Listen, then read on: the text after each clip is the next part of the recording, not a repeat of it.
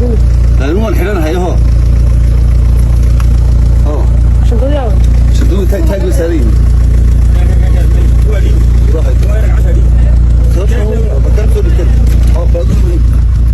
maxaa loo lahaa Laascaanood waa gobol ka tirsan Somaliland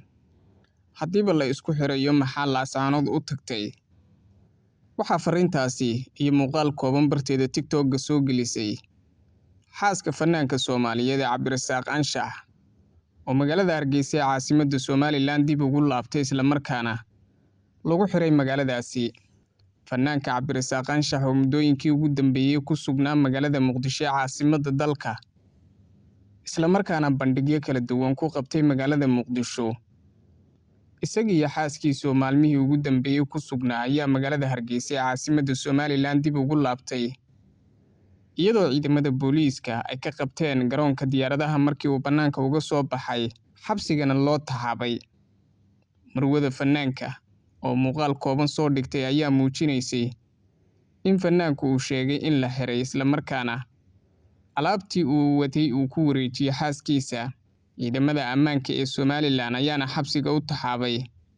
iyadoo ilaa iyo hadda aan la soo deynin fanaanka waxaana fanaanka Cabdirasaaq Anshax lagu eedeeyay in uu u gudbay magaalada Laascaanood ee xarunta gobolka Sool oo dhawaan uu laga unkay maamulka waqooyi bari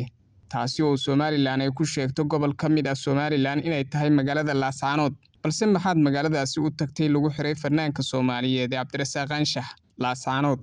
oo hore ay ugu dagaalameen bulshada ku dhaqan gobolkaasi iyo ciidamada Somaliland ayaa ugu dambeyntii waxa laga unkay maamul ka tirsan dawladda federaalka Soomaaliya oo la mid ah maamulada dalka ka jira waxaana fanaanka Soomaaliyeed Cabdirasaaq Anshax eedeyntiisa ugu weyn lagu eedeeyay in uu u gudbay magaaladaasi iyadoo Somaliland hore u sheegtay in Laascaanood ay ka mid tahay gobolada Somaliland taasi oo cadeyn u ah in Somaliland hadda Laascaanood ay aqoonsan tahay maamul ka madax bannaan Somaliland isla markaana hoostaga dawladda federaalka Soomaaliya bulshada qaybaheeda kala duwan dhalinyaro iyo sidoo kale dadka inta badan baraha bulshada wax ku qora ayaa siyaabo kala duwan arintaasi uga hadlay iyagoo xukuumadda madaxweyne Cabdiraxmaan Ciro ku eedeeyay in fanaan Soomaaliyeed oo Soomaali oo dhan u siman tahay lagu eedeeyo maxaad u tagtay gobol ka mid ah gobolada Soomaaliyeed taasi oo xadgudub ku ah fanka iyo saxaafadda iyo fankuba xeer celiye iyo deegaan celiye toona ma leh waxayna isaga gudbi karaan deegaan kasta oo Soomaali ay degto Somaliland ayaa muddooyinkii ugu dambeeyay waxa aad ugu soo badanayay in dadka lagu xirxiro gaar ahaan kuwa ka taga magaalada Muqdisho ee ka yimi magaalada Hargeysa markay dib ugu laabtaan ayaa xabsiga loo taxaabaa halka kuwa kalena dib loogu soo celiyo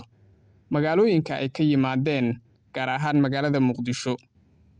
Hargeysa ayaa hooy u noqotay barta dhalinyarada Soomaaliyeed ee aaladda baraha bulshada isticmaala iyo bahda fankaba lagu xiro muddooyinkii ugu dambeeyay